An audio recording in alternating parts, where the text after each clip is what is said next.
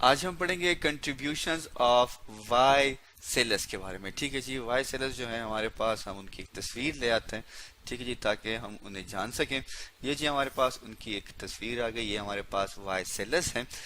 तो अब इनके बारे में हम पढ़ते हैं कि इनकी क्या कंट्रीब्यूशन है। अगर हम बात करें 1500 की, ठीक है जी, दैट इज 1500। ठीक है, एयर मतलब ये हमारे पास जब ये सेंचुरी थी, तो उस टाइम जितनी भी इम्पोर्टेंट बुक्स थी जो कि मोस्टली यूज की जाती थी, किस लिए, ताकि वो ट्रेन की जाए for the training of doctor. ठीक है जी, डॉक्टर को ट्रेन करने के लिए जितनी भी किताबें थी, वो हमारे पास जो है एक साइंटिस्ट थे जिसका नाम है क्लेडियस ग्लेन, उन्होंने लिखी थी।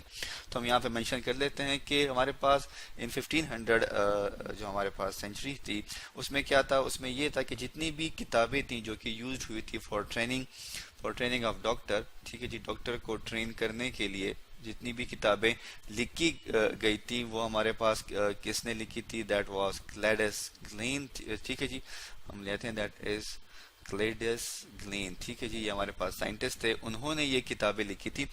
और जितने भी इनके जो आइडियाज थे अबाउट द ह्यूमन बींग्स के, उनकी इंटरनल एनाटॉमी किस तरह है, उनके अंदर मसल्स किस तरह फंक्शन करते हैं, तो ये सारे की सारी जो है वो इनकी किताबों में मेंशन थी। फिर हमारे पास जो है आ जाते हैं जो कि है हमारे पास वेलस सेलस। इनका पूरा नाम था Andreas Vesalius, sorry Andreas Vesalius जो है इनका कंप्लीट नेम था। ठीक है जी, एंड्रेस वी से है जो वी आई है वाई सेलस। ठीक है, ये कंप्लीट इनका नेम था।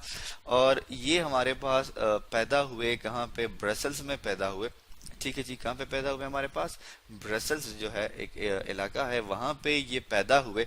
और वहां से इन्होंने कंप्लीट की अपनी मेडिकल ट्रेनिंग। ठीक है जी, पेरिस में इन्होंने क्या की, अपनी मेडिकल की जितनी ट्रेनिंग थी इन्होंने वहां पे कंप्लीट की। और उसके बाद जो है इनको जॉब मिली, या ये वहां पे प्रोफेसर बन गए। किस चीज के प्रोफेसर बने, एनाटॉमी के, एट पैडुआ यूनिवर्सिटी जो कि इटली में है। ठीक है जी, इसके बाद जो है अगर हम बात करें इनकी, तो ये कहा जाता है कि जो हमारे पास वाई सेलस है, उन्होंने ये कहा कि ह्यूमन बॉडी को स्टडी करने के लिए, ठीक है, अगर हमने फाइंड आउट करना है कि ह्यूमन बॉडी जो है वो किस तरह परफॉर्म करती है फंक्शन, ठीक है जी, तो ह्यूमन बॉडी को स्टडी करने के लिए इसकी डाइसेक्शन जो है वो क्या है, स्टडी करने के लिए इसकी डाइसेक्शन जो है वो मस्ट है। ठीक है, ह्यूमन बॉडी की जो स्टडी है उसके लिए इसकी डाइसेक्शन जो है वो जरूरी है।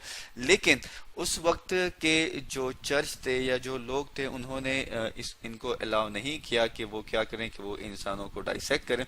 तो क्या करते थे, वो कब्रें खोद के जो बोन्स उनको मिलती थी वहां से, उसके थ्रू उन्होंने इनकी स्टडी शुरू की। ठीक है जी, और फिर वक्त के गुजरने के साथ साथ इन्होंने एक किताब लिखी जो कि बहुत ही ज्यादा मशहूर हुई। ठीक है जी, और उस किताब का जो नाम है, ठीक है, वो हम यहाँ पे ले आते हैं। उन किताब का जो नाम था, दैट वाज डी हेमुनाई कॉर्पोरेस फैब्रिका। ठीक है जी, इसका मतलब क्या है, इसका मतलब यह है the fabric of the human body, की ह्यूमन बॉडी किस तरह बनी हुई है।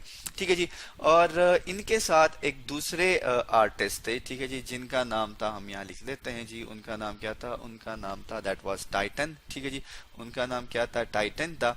ये एक आर्टिस्ट थे। ठीक है जी, उन्होंने क्या किया, उन्होंने इनका साथ दिया, ठीक है जी, किस चीज में, इस बुक के लिखने में। और तकरीबन इनके 277 जो है, 277 जो है हमारे पास, उन्होंने क्या किए, वो स्ट्रक्चर ड्रॉ किए। ठीक है जी, कि वो किस तरह है। और ये कहा जाता है कि मेडिकल टेक्स्ट में या मेडिकल में इससे का जो है बड़ी ड्राइंग्स जो हैं वो इससे पहले नहीं दिखाई गई थी, जो कि हमारे पास टाइटन ने बनाई, किसकी मदद से, with the help of that is Vesalius के हेल्प से। ठीक है जी, तो ये भी कहा जाता है कि वक्त के साथ साथ जो हमारे पास ये साइंटिस्ट हैं, दैट इज वाई सेलस, इन्होंने जो थ्योरीज थी, किन की जो की थ्योरीज थी, दैट वाज क्लैडियस गेंस की जितनी भी थ्योरी थी, उनको भी रिजेक्ट किया।